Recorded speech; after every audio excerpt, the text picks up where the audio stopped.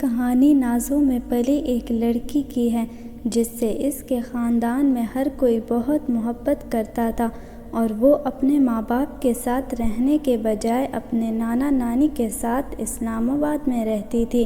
اس کے ماں باپ اور بہن بھائی فضائیہ کینٹ میں رہتے تھے، جہاں اس کے والد ایک مسجد کے امام تھے۔ اس لڑکی کا نام ماہنور تھا اور اس کی 2 بہنیں اور 2 بھائی تھے، جبکہ بڑی بہن کی وفات ہو چکی تھی جب وہ 16 سال کی تھی۔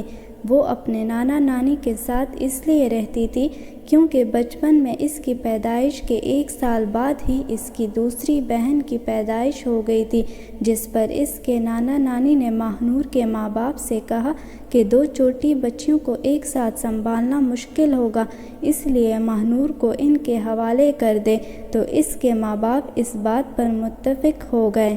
اس کے 2 ماموں تھے جو اس کا بہت خیال رکھتے تھے۔ ماہنور بچپن میں تھوڑا کمزور تھی، جس پر ڈاکٹر نے اس کے نانا نانی سے کہا تھا کہ اس کو صبح سورج طلوع ہوتے وقت باہر لے جایا کرے تاکہ سورج کی کرنیں اس پر پڑیں تو اس کی کمزوری ختم ہو جائے۔ ڈاکٹر کے کہنے پر اس کے نانا روز صبح اس کو پارک لے جایا کرتے۔ اسی طرح وقت گزرتا گیا۔ اس کے دونوں ماموں کی شادی ہو گئی۔ اس کی دونوں ممانیاں اتنی اچھی نہیں تھیں، لیکن جب اس کے بڑے ماموں اس کی کوئی خواہش پوری کرتے تو اس پر بڑی ممانی کچھ تو نہیں کہتی تھی، مگر اس کی چھوٹی ممانی نے اس کے ذہن میں یہ بات ڈال دی تھی کہ تمہارے ماں باپ کو تمہاری ضرورت نہیں تھی، اسی وجہ سے انہوں نے تمہیں نانی کے حوالے کر دیا۔ یہ باتیں اس کے ذہن میں ڈالنے کے بعد اس پر اتنا دباؤ ڈالا کہ اس نے یہ باتیں اپنے نانا نانی اور ماں باپ کو بتانے کے بجائے اسی طرح خاموشی اختیار کر لی، مگر جب بھی وہ اپنے ماں باپ کے گھر جاتی تو اپنی ماں سے بدتمیزی ضرور کرتی۔ اس پر اس کی ماں نے خاموشی اختیار کی کہ بچی ہے، سنبھل جائے گی، کیونکہ اندر ہی اندر وہ خود کو قصوروار سمجھتی تھی۔ اسی طرح ایک دن ان کو ماہنور کے باپ کی وفات کی خبر آئی۔ یہ خبر ان کے لیے کسی قیامت سے کم نہیں تھی۔ اس دن وہ سب بہن بھائی بہت روئے، چیخے، چلائے، مگر کہتے ہیں نا کہ جانے والے کو کوئی کب روک سکتا ہے۔ جن کو جانا ہوتا ہے وہ چلے جاتے ہیں۔ ماہنور کے باپ کی وفات کے بعد اس کے نانا نانی اس کی ماں اور بہن بھائیوں کو اپنے ساتھ گھر لے آئے۔ اس وقت تک اس کے بڑے ماموں اپنی بیوی اور بچوں کے ساتھ الگ گھر میں رہنے لگے تھے۔ اس کے چھوٹے ماموں اس کے نانا نانی کے ساتھ رہ رہے تھے۔ چونکہ ان کی جاب کامرا میں تھی، اس لیے وہ صرف چھٹی والے دن اسلام آباد آتے تھے، مگر ان کی بیوی اور بچے اسلام آباد میں ہی رہتے تھے۔ اس کی ماں اور بہن بھائیوں کا اسلام آباد میں آنے کے بعد وہ ہر دوسرے تیسرے دن اپنی ماں سے لڑنے لگی تھی۔ وہ اپنی ماں کو اپنی ذہنی اذیت کا ذمہ دار ٹھہراتی تھی کہ اگر اس کی ماں اس کو اس کے نانا نانی کے حوالے نہ کرتی تو نہ اس کی ممانی اس کے ذہن میں یہ بات ڈالتی اور نہ وہ ایسے منفی ہوتی۔ وہ اپنی چھوٹی بہن کو بھی اس کا ذمہ دار ٹھہراتی تھی کہ اس کی وجہ سے اس کے ماں باپ نے اس کو نانا نانی کے حوالے کر دیا۔ اپنے شوہر کی وفات کے بعد اس کی ماں بہت دل برداشتہ ہو گئی تھی۔ اب وہ ماہنور کی بدتمیزی پر اسے بددعائیں دینے لگی تھی، مگر ان سب کے باوجود اس کے لاڈ پیار میں کوئی کمی نہیں آئی تھی۔ سب اسی طرح اس کو لاڈ پیار دیتے تھے۔ ہر عید پر وہ اپنے لیے نئے کپڑے بناتی تھی۔ وہ جتنے بھی پیسے مانگتی کوئی بھی اسے انکار نہیں کرتا تھا۔ اسی طرح ایک دن ماہنور کے والد کے رشتہ داروں میں سے اس کے لیے رشتہ آیا۔ انہوں نے بہت منتیں سماجتیں کی، لیکن ماہنور اس رشتے سے خوش نہیں تھی۔ وہ یہ رشتہ نہیں کرنا چاہتی تھی، لیکن اس کی بڑی بہن نے اس کو بہت سمجھایا، جس پر وہ راضی تو ہو گئی مگر وہ دل سے خوش نہیں تھی۔ اسی طرح ایک دن اس کی شادی بھی ہو گئی۔ اس کے شوہر کا نام راشد تھا۔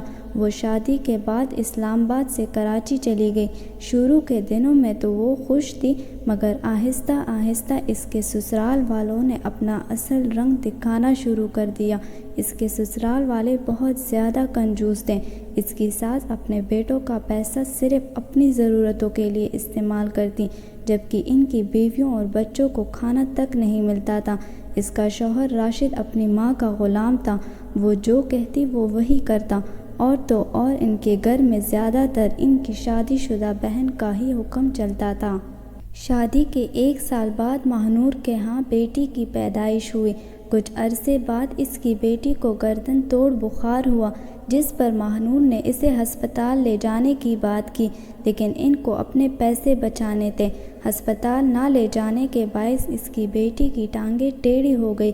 اس کا شوہر راشد اپنی تنخواہ ماہنور کو دینے کے بجائے اپنی ماں کو دیتا۔ ماہنور ایک بار پھر ماں بننے والی تھی تو اس کا شوہر اسے کھانے کے لیے کچھ نہیں دیتا تھا، جس کے باعث وہ کیچپ کے ساتھ کھانا کھاتی تھی۔ اس کی دوسری بیٹی پر اس کا سی سیکشن ہوا تھا۔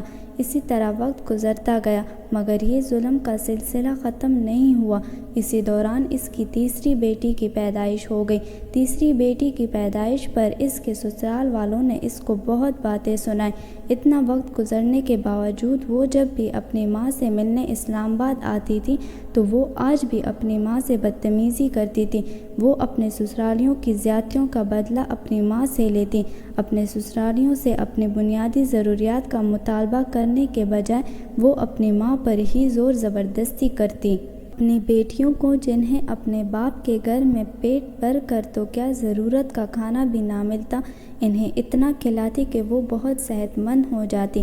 جب وہ واپس سسرال جاتی تو اپنے ساتھ ضرورت کی سب چیزیں لے جاتی، جتنا اس کی ماں کی وسعت ہی نہ ہوتی۔ وہ یہ سب اپنے سسرال میں جگہ بنانے کے لیے کرتی، لیکن اس سب کے باوجود اس پر ظلم کا سلسلہ نہ رک سکا۔ ظلم کی انتہا تو اتنی کہ راشد کی مار پیٹ کی وجہ سے ماہنور کا ایک بچہ بھی ضائع ہو گیا تھا۔ شادی کے اتنے سال ہونے کے باوجود وہ اپنے شوہر کو تو کچھ نہ کہتی جو اس پر اتنا ظلم کرتا، مگر میکے جانے کے بعد وہ اپنی ماں کو ذہنی اذیت ضرور دیتی۔ اسی طرح وقت گزرتا گیا اور ماہنور کے ہاں 2 اور بیٹیاں ہوئیں، جس میں سے چوتھی بیٹی 1 ماہ بعد انتقال کر گئی، جبکہ 5ویں بیٹی کو سانس کا مسئلہ تھا۔ اس کے سسرال والوں نے اس کے شوہر سے کہا کہ کوئی ضرورت نہیں اس کا علاج کرنے کی، مرتی ہے تو مر جائے، مگر اس دفعہ راشد نے ان کی بات نہیں مانی اور اس کا علاج کروانے اسے لاہور لے آیا، کیونکہ لاہور میں ہی اس کا علاج ممکن تھا، مگر بدقسمتی سے علاج ہونے کے باوجود وہ زیادہ دن تک زندہ نہیں رہ پائی اور مر گئی۔ اس کو وہیں دفن کیا گیا اس کے سسرال والوں کے کہنے پر، اور ایسا کرنے کی وجہ صرف اور صرف اپنا پیسہ بچانا تھا، کیونکہ تعزیت کے لیے لوگ آتے اور ان کے لیے چائے پانی کا انتظام کرنا ہوتا، جو ماہنور کے سسرالیوں کو ہرگز گوارا نہ تھا۔ جبکہ ماہنور کو راشد نے اپنی ناراضگی کا بہانہ بنایا کہ میں اپنے بہن بھائیوں اور امی سے ناراض ہوں، انہوں نے میری بیٹی کا حال احوال نہیں پوچھا، اس لیے میں اپنی بیٹی کو ادھر لاہور میں ہی دفناؤں گا۔ راشد نے یہ بھی حسب معمول اپنی ماں کے کہنے پر کیا۔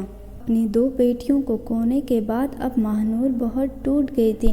وہ اب کراچی میں ہرگز نہیں رہنا چاہتی تھی، اس لیے اس نے راشد سے اسلام آباد میں گھر بنانے کی ضد کی۔ خوش قسمتی سے راشد نے اس کی بات مان لی تھی۔ گھر مکمل ہونے پر وہ اسلام آباد شفٹ ہو گئی۔ اس کے شوہر کی نوکری گجرانوالہ میں ہو گئی تھی۔ اتنا سب کچھ ہونے کے باوجود ماہنور پہلے کی طرح زندگی نہیں گزار سکتی تھی۔ وہ سب کچھ کہیں نہ کہیں اس کے ذہن میں نقش تھا اور وہ یہ سب کچھ چاہ کر بھی بھول نہیں پائی تھی۔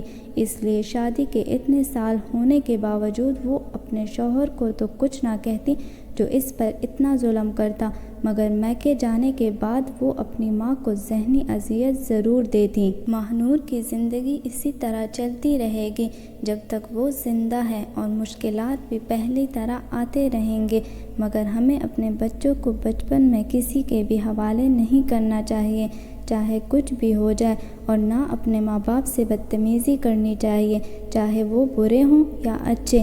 بالغ ہونے کے بعد اسلام نے ہر انسان کی ذمہ داریاں اور فرائض لاگو کیے ہوئے ہیں۔ جن لوگوں نے بھی آپ کے ساتھ برا کیا ہے، ان کا معاملہ اللہ کے ساتھ ہے، ہمیں اپنا معاملہ اللہ کے ساتھ درست کرنا چاہیے۔ اس کہانی میں ماہنور نامی لڑکی نے بھی ہمیشہ اپنی ماں اور بہن کو اپنی منفی ہونے کا ذمہ دار ٹھہرایا، مگر اس نے یہ نہیں سوچا کہ ماضی میں رہنے کے بجائے اب وہ حال میں رہے۔ اس کے والد کی وفات کے بعد اس کی ماں نے بہت دکھ جھیلے تھے۔ ان کے خاندان والوں نے ان کو بہت غم دیے تھے۔ اسی وجہ سے اپنی ماں کو قصوروار ٹھہرانے کے بجائے اسے اپنی ماں کا سہارا بننا چاہیے تھا، اپنی ماں کے دکھ بانٹنے چاہیے تھے۔ اسی طرح جب بھی کوئی ہمارے ذہن میں غلط بات ڈالنا چاہے تو اپنے دل میں رکھنے کے بجائے کسی اپنے سے شیئر کرنا چاہیے۔ جس طرح اس واقعے میں اگر ماہنور خاموشی اختیار کرنے کے بجائے اپنے نانا سے شیئر کرتی تو شاید حالات اس طرح نہ ہوتے جس طرح بن گئے تھے۔